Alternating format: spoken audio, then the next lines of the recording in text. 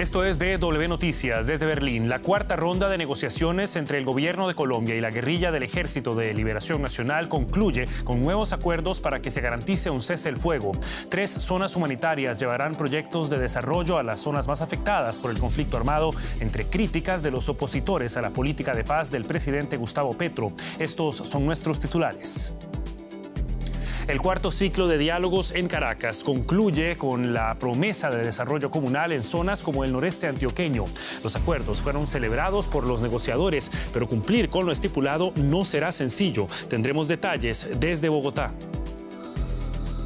Además, Vladimir Putin se reúne con Recep Tayyip Erdogan en Sochi para negociar el restablecimiento del acuerdo de exportación de granos de Ucrania. El presidente turco se mostró optimista, pero Putin aseguró que no habrá una reanudación del acuerdo a menos de que Occidente cumpla con todas sus demandas. Y el presidente de Ucrania, Volodymyr Zelensky, anuncia un nuevo ministro de Defensa. Rustem Umerov tendrá la tarea de limpiar al ejército ucraniano de sus escándalos de corrupción, pero también se perfila como un líder dispuesto a retomar la península de Crimea.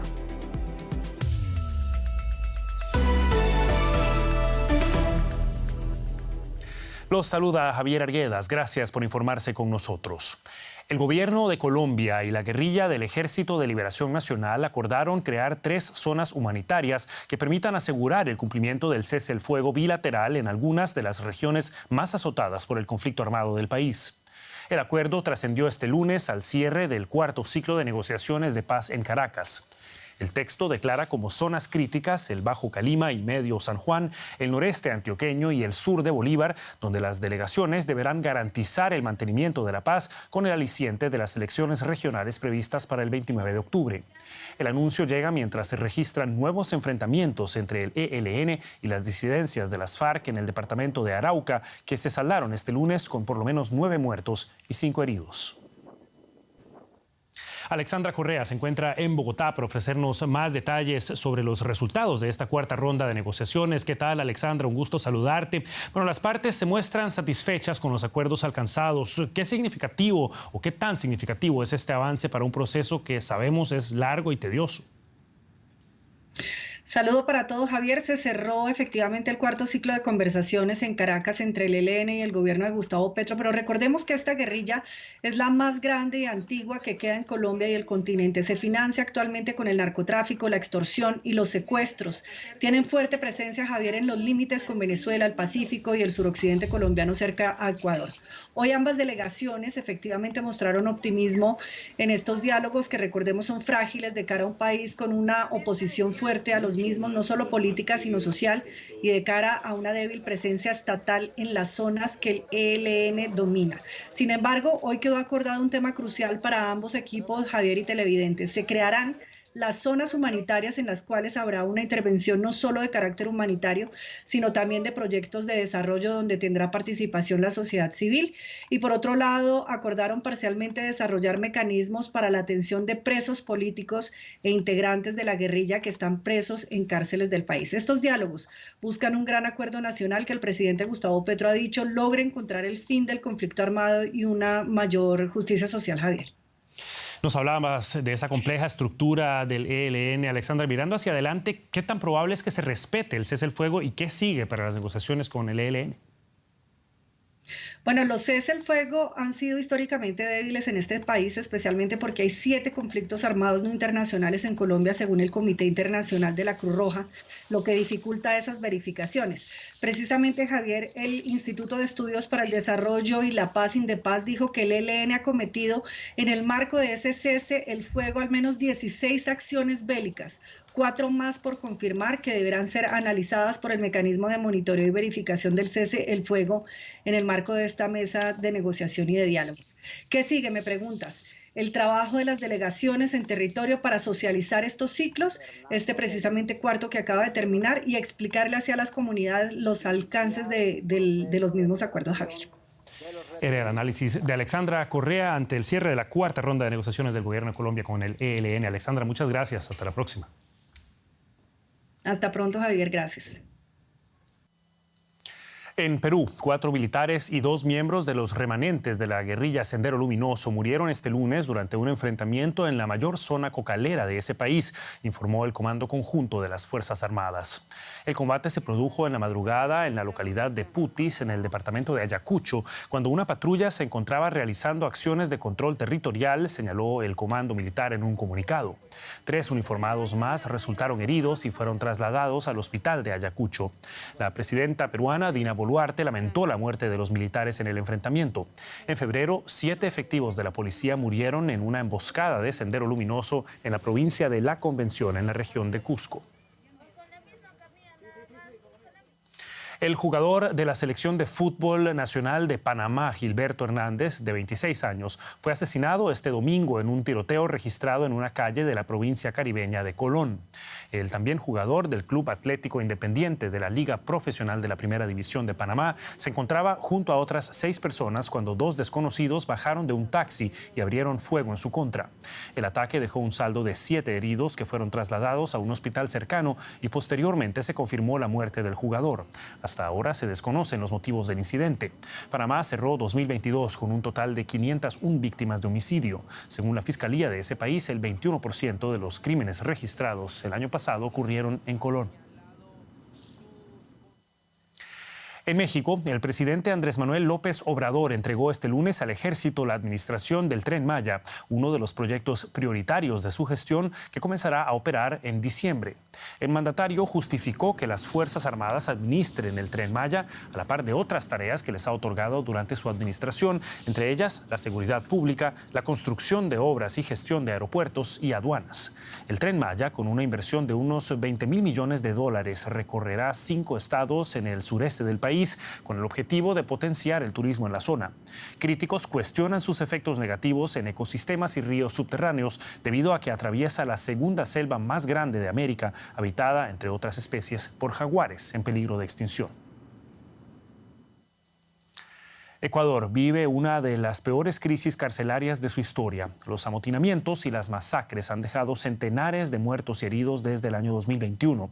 A la sobrepoblación de los centros penitenciarios se suma la infiltración de redes de narcotráfico y la ineficacia de las medidas de seguridad por parte de autoridades que, según denuncian, coluden con los criminales. Elizabeth vive con miedo. Pertenece a Mujeres de Frente, un grupo que nació en el 2004 en la cárcel de mujeres de Quito. Tiene a 2 hijos en prisión con penas de más de 9 años por delitos menores. Yo cuando hay las masacres, cojo carro, moto, taxi, lo que sea, me voy a la Tacunga o me voy al Inca donde está mi otro hijo, porque ya se te viene a la mente que le cortan la cabeza, o sea, que le cortan el brazo, que no le voy a reconocer.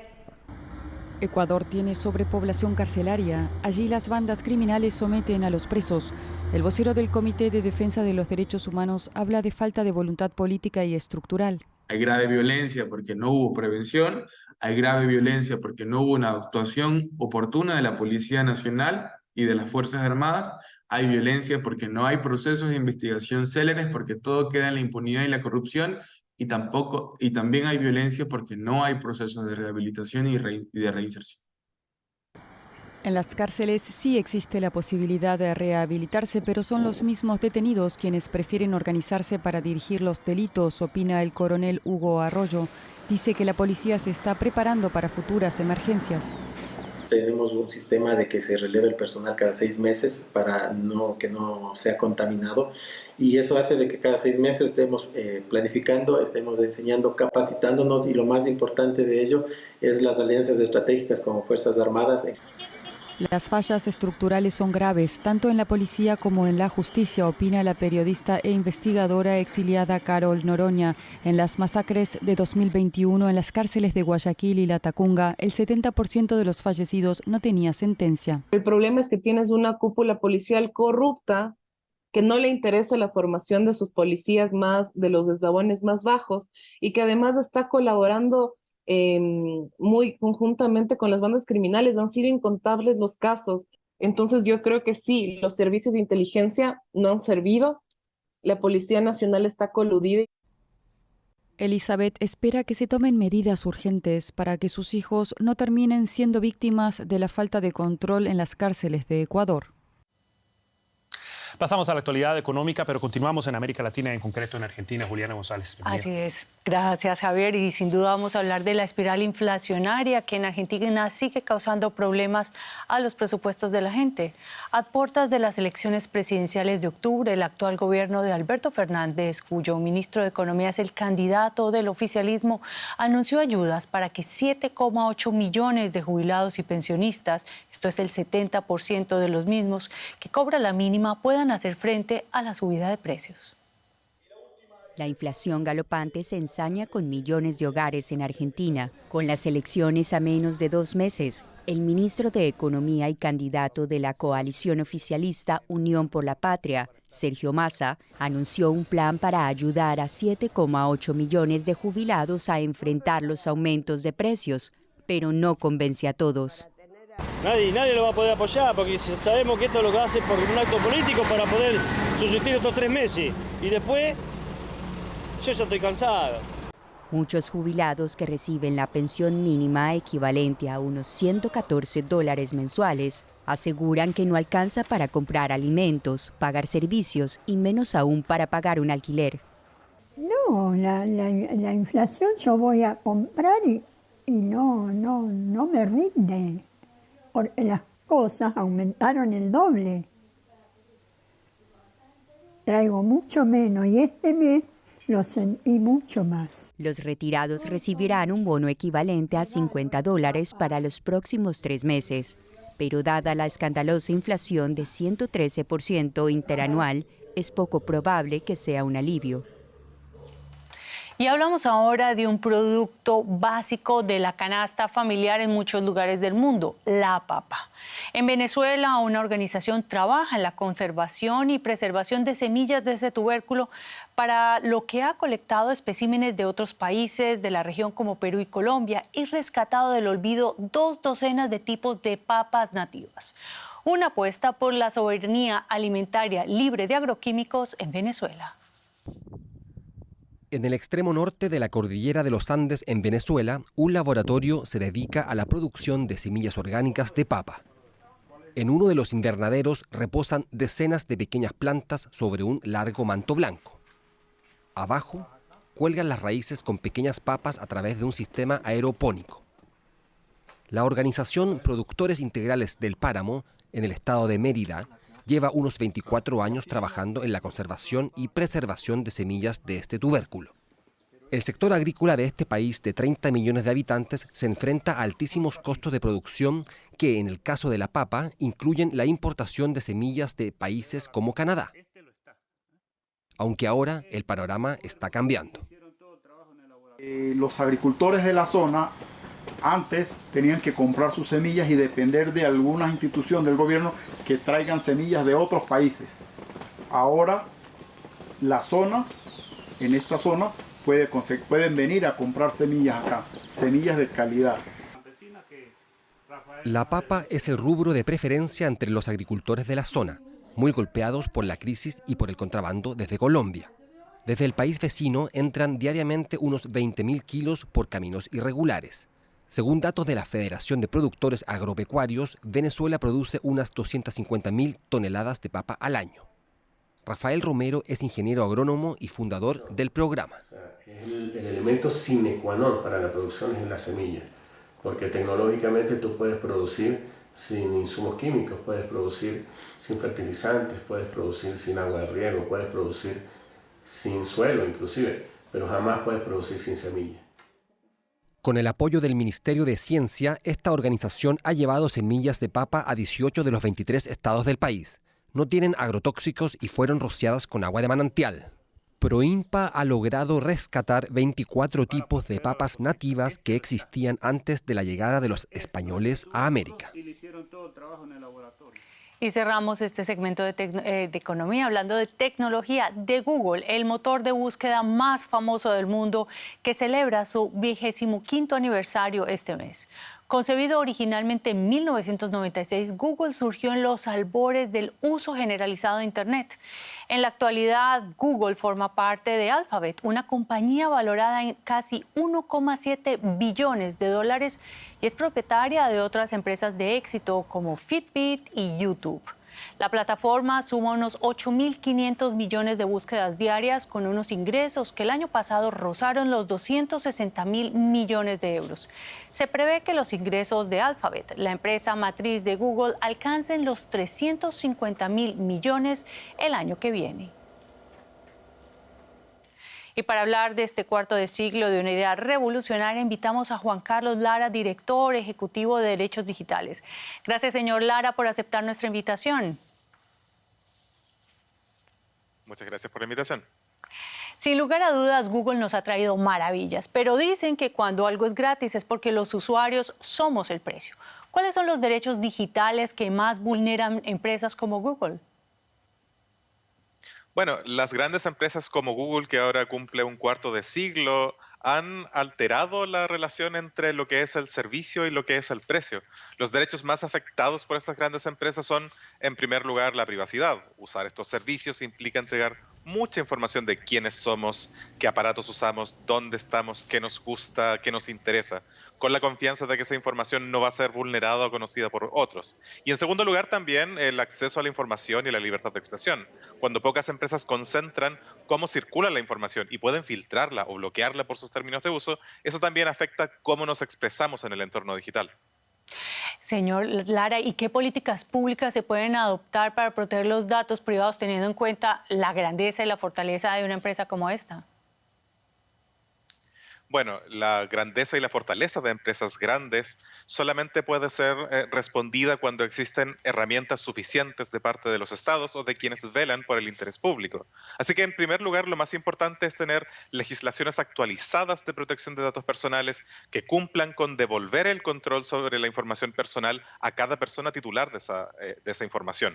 En segundo lugar, que existan órganos efectivos para poder hacer que la ley se cumpla. En tercer lugar, y ya como algo más deseable, es muy útil si existe algún nivel de coordinación entre autoridades de datos personales, autoridades de consumo, autoridades de protección de la libre competencia, para hacer frente a posibles actos que no solamente usan información personal, sino que también pueden adquirir una posición dominante en el mercado y oprimir la creación de nuevas empresas. Y finalmente, ya como algo mucho más deseable, algún nivel de coordinación internacional sería muy útil también para contrarrestar un poder que muchos países pequeños, especialmente en el mundo mayoritario, son incapaces de contrarrestar.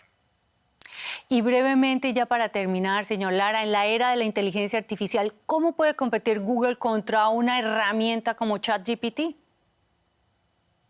Bueno, una herramienta como ChatGPT tiene capacidades generativas que Google también ha empezado a introducir en sus productos. Y Google tiene algunas ventajas comparativas: su tamaño, su base de usuarios, la cantidad de información que maneja, los recursos que tiene para procesar esa información y convertirla en aprendizajes para las máquinas que va a utilizar. Ahora bien, lo que nos importa allí es que esto no se convierta en una nueva forma de explotación del trabajo de las personas y que idealmente esto implique más bien un avance para que la inteligencia artificial sirva para las personas y no sea solamente una herramienta de creación de riqueza para algunas pocas empresas. Muchas gracias, señor Juan Carlos Lara, director ejecutivo de Derechos Digitales, por estas informaciones tan valiosas. Gracias. Bueno, a ver, y así ya sabes, a cuidar los datos mejor, ¿no? Efectivamente, Juliana, y vamos de problemas digitales a problemas mucho más esenciales, sobre todo la seguridad alimentaria. Se trataba de un encuentro de importancia crucial para los países más necesitados de alimentos. El presidente de Turquía, Recep Tayyip Erdogan, y su homólogo ruso, Vladimir Putin, se reunieron en la ciudad rusa de Sochi. La meta era explorar opciones para restablecer el acuerdo de exportación de granos que permite a Ucrania transportar sus cereales a través del Mar Negro. Rusia se había negado a extender el pacto, avalado por Naciones Unidas, culpando a Occidente de entorpecer sus propias exportaciones. A pesar de que el presidente turco se mostró muy optimista tras la reunión, las declaraciones de Putin reducen las esperanzas de que se restituya este acuerdo. Este encuentro en Sochi busca un nuevo comienzo para los vínculos entre Rusia y Turquía. Putin y Erdogan llevaban un año sin reunirse. Su relación no ha estado libre de tensiones después de que Ankara permitiese la adhesión de Finlandia a la OTAN o la liberación de prisioneros ucranianos. El acuerdo de exportación de granos firmado en 2022 en Estambul ocupa el centro de la agenda. Erdogan quiere volver a mediar entre Moscú y Kiev y promete avances. Su anfitrión se muestra abierto al diálogo, pero también inflexible. Estamos dispuestos a estudiar la posibilidad de retomar el acuerdo de comercio de granos. Eso le dije hoy al presidente Erdogan. Lo haremos en cuanto se apliquen por completo los acuerdos para el fin de las restricciones de la exportación de productos agrarios rusos. Putin volvió a responsabilizar a Occidente, cuyas sanciones impiden la exportación de granos, fertilizantes y tecnología agraria de Rusia. El presidente ruso también anunció nuevos envíos gratuitos de grano ruso a países pobres. Erdogan, que no apoya las sanciones occidentales, comparte la visión de Putin. Las propuestas alternativas no han podido ofrecer un modelo sostenible, seguro y duradero, basado en la colaboración entre las dos partes, como el de la iniciativa del Mar Negro. Ese acuerdo permitió la exportación de más de 30 millones de productos agrarios ucranianos al mercado mundial, pero el pasado julio Rusia decidió no prolongar el acuerdo y acabó con las garantías de seguridad para el tráfico marítimo procedente de los puertos ucranianos. Desde entonces, Rusia ha bombardeado puertos ucranianos como en julio el de Chornomorsk, cerca de Odessa, o Ismail, en la desembocadura del Danubio, pocas horas antes del encuentro en Sochi. Y todo esto en el sensible contexto de la guerra. Según informaciones de los diarios estadounidenses The New York Times y The Washington Post, el líder norcoreano Kim Jong-un planea viajar a Rusia este mes para hablar con el presidente ruso Vladimir Putin. Según la información, que luego fue confirmada por el gobierno de Estados Unidos, Pyongyang podría entregar a Moscú más armamento para la guerra en Ucrania. Putin quiere que Corea del Norte venda a Rusia artillería y misiles antitanque, mientras que Pyongyang está buscando tecnología avanzada para la fabricación de satélites y submarinos de propulsión nuclear. En julio pasado, el ministro de Defensa de Rusia, Sergei Shoigu, visitó Corea del Norte para avanzar en sus negociaciones. A finales del año pasado, Estados Unidos dijo que Corea del Norte había entregado cohetes y misiles de infantería a Rusia. Ucrania, entre tanto, asegura que sus fuerzas lograron abrir una brecha significativa en la primera de las 3 líneas defensivas rusas en el frente sur. Esto tras haber avanzado posiciones en la región de Zaporilla. Kiev también anunció logros en el frente oriental. Estas imágenes que vemos, proporcionadas por el ejército ucraniano, muestran un asalto a las trincheras rusas cerca de la ciudad de Bakhmut. Un avance sin duda complejo ante unas líneas defensivas rusas densamente minadas. Sin embargo, el presidente de Ucrania, Volodymyr Zelensky, sustituirá a su actual ministro de Defensa con el argumento de que se necesitan nuevos enfoques en esa cartera. Oleksiy Reznikov, que ocupó el cargo desde 2021, es destituido 1 año y medio después de la invasión de Rusia. Zelensky informó que Reznikov será reemplazado por el jefe del Fondo de Propiedad Estatal de Ucrania, Rustem Umerov. Se espera que el cambio de ministro de Defensa sea aprobado por el Parlamento ucraniano esta semana. Y nuestro compañero Max Zanda se encuentra en la capital ucraniana de Kiev. Desde allí nos contó las razones que llevaron a Zelensky a pedir la destitución de Reznikov.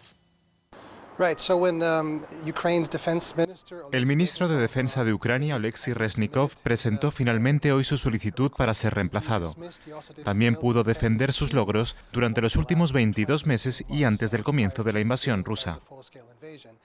Y de hecho sus antecedentes muestran que jugó un papel central en las negociaciones con Occidente cuando se trataba de conseguir armas provistas por Occidente e inclusive allanando el camino para una futura membresía de Ucrania en la OTAN. Pero al mismo tiempo fue el ministro de Defensa en tiempos en los que se produjeron escándalos de corrupción. El último tema en el que estuvo involucrado fue en los centros de reclutamiento, en los que algunos funcionarios fueron hallados culpables de aceptar sobornos de gente que quería evitar ser reclutada.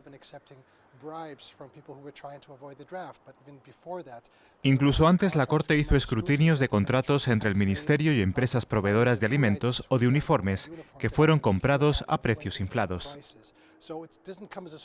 Por eso no sorprende que se le haya pedido la renuncia a Reznikov.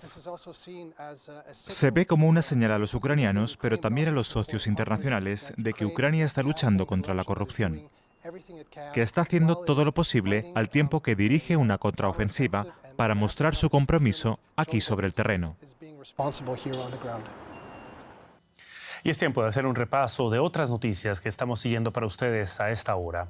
En Gabón, el general Brice Nguema juró el cargo como presidente interino, prometió elecciones libres y transparentes y fue recibido con una gran ovación por un público en su mayoría compuesto por oficiales militares. Un golpe de Estado derrocó la semana pasada al presidente electo Ali Bongo, que continúa bajo arresto domiciliario. En España, fuertes lluvias afectaron el centro del país, dejando viviendas inundadas, cortes de carreteras y puentes dañados por el desborde de ríos. El temporal, que obligó a actuar a equipos de emergencia, dejó al menos 3 muertos y 3 desaparecidos. Las autoridades piden a los ciudadanos quedarse en casa hasta que pase la tormenta.